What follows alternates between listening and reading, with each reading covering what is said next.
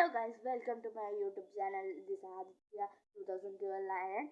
അപ്പോൾ ഈ ചാനൽ തുടങ്ങിയിട്ട് ഏകദേശം കുറച്ച് ദിവസമായി.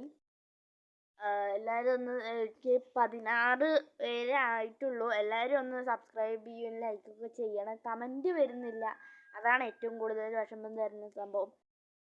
ശരി, നമ്മളിന്ന് ഒരു കാര്യത്തിനാണ് വന്നിരിക്കുന്നത്. എല്ലാവരുടെയും വീട്ടിൽ ഉറുമ്പുണ്ടാവും അല്ലേ? ആ ഉറുമ്പിനെ ഓട്ടിക്കാൻ വേണ്ടിയിട്ടുള്ള ഒരു പുതിയ ഒരു പ്രൊഡക്റ്റിനെ ഇന്ന് നിങ്ങൾക്ക് പരിചയപ്പെടുത്തി തരാം. അപ്പോൾ വെൽക്കം.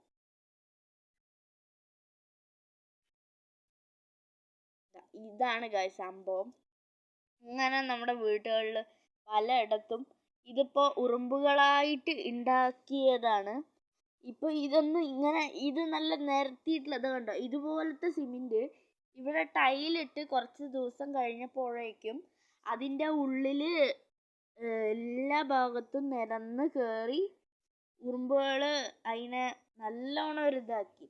അപ്പോൾ ഇവിടെ ഇവിടെ ഇവിടെ എല്ലാ ഭാഗത്തും ഉറുമ്പുകളാണ്.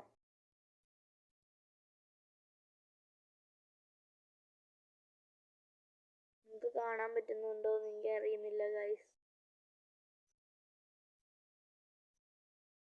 നല്ല വലിയ കുഴി.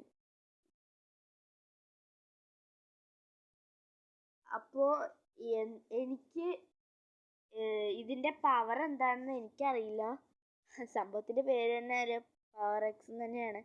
അപ്പോൾ ഇത് ഉപയോഗിച്ച ഉറുമ്പുകൾ നമുക്ക് തടയാൻ പറ്റുമോ എന്നുള്ള കാര്യമാണ്. പിന്നെ നമ്മുടെ വീട്ടിൽ പല സ്ഥലത്തും പൂവിൻ്റെ മേലെ ഈച്ച വന്നിരിക്കും.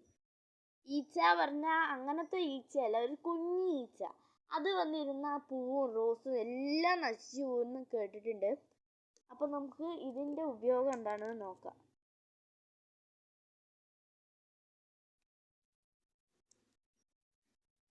സീരിയസ് ആയിട്ടാണ് പറയുന്നത്, ഇത് വർക്കാവില്ല.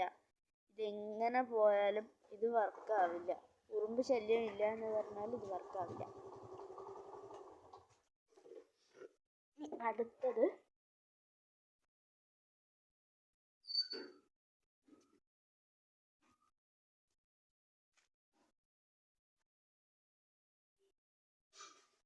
ഇതാണ് സംഭവം.